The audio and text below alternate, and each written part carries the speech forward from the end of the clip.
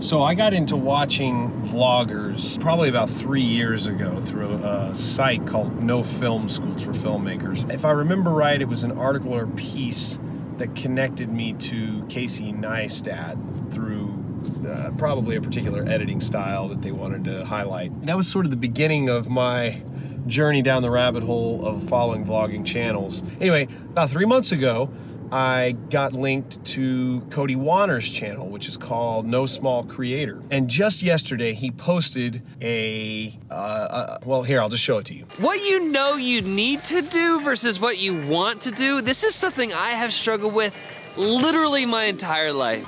I would love to know if you have a tip. How do you get the stuff that you know you need to do done?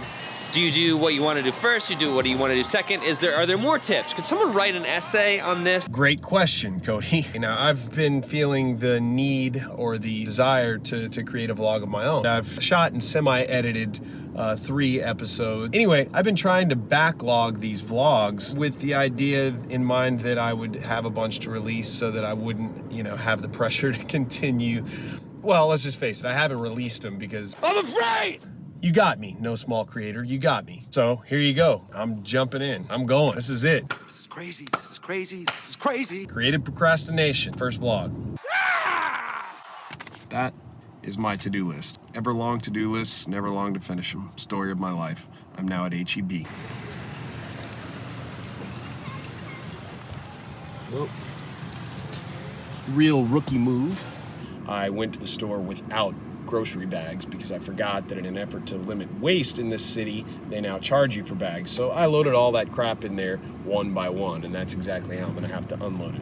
And that is not even on my to-do list for today. But what do you do? What do you do whenever you have a to-do list that is way too long? What you should do, try not to get too hung up on all the crap that you have. Start with task 1, zoom in on that, focus, stay focused, don't think about all of the other stuff, and just finish that thing and move on to the next thing. One step at a time.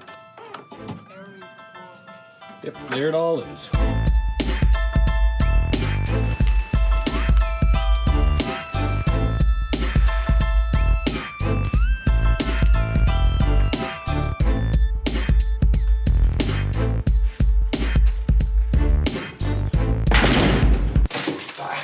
That was great advice I gave myself back there in the car. Awesome. Really good job, self. Except it didn't work. This stuff that I'm messing with right now is not at all on this list of things that I have to do. The best thing in the world is to be able to take your to-do list, finish something, and cross it off. Go to the store is not on here. It's not, I can't, what am I supposed to do if I can't? I am a professional procrastinator. This is a way of not doing all of the things that I should be doing. And I believe that anyone in the world can get any amount of things done so long as the things that they're getting done aren't actually the things they're supposed to be getting done. Oh my God, you gotta be kidding me. They're all, Jesus.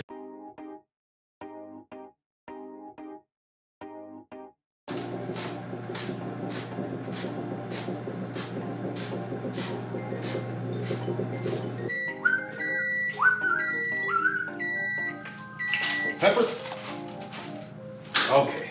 Woo, woo, woo. La la la la la la la la la. Baby.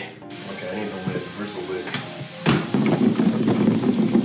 Woo, baby. Look at that.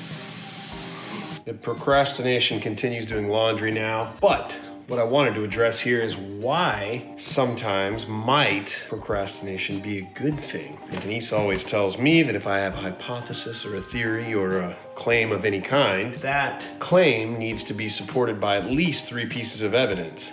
And we actually have that rule in our marriage, by the way. If we get into any kind of a debate or debacle.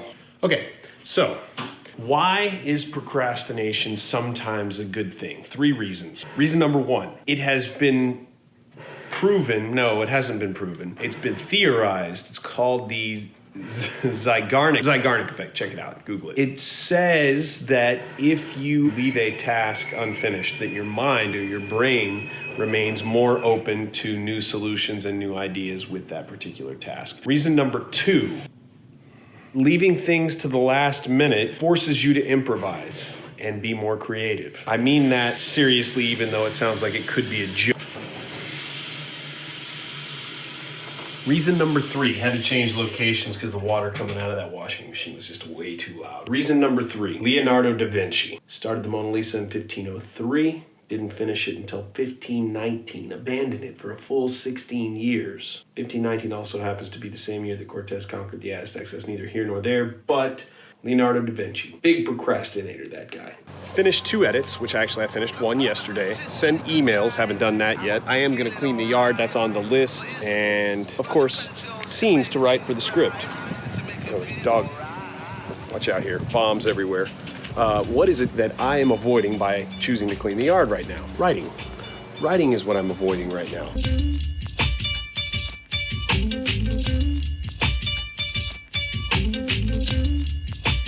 Finally seated with the computer with the intention of writing. I procrastinated in every single possible way. So, before we close this out, ways to be a better and more creative procrastinator. Firstly, the key idea here is that procrastinators, creative ones, never do absolutely nothing. They're always busy doing something, but they only do marginally important things. In essence, procrastinating creatively is all about learning how to waste time efficiently, which means you have to be creative about the way you structure that damn to-do list. So what happens is you put all your important stuff up top and you work your way down all the way to the least important things. The creative procrastinator is always going to find ways to do the things that are the least important first and put off the things that are the most important so that those things end up getting transferred from today's to-do list to tomorrow's to-do list to the next day's to-do list until that most important thing absolutely mandatorily a word, it has to be finished.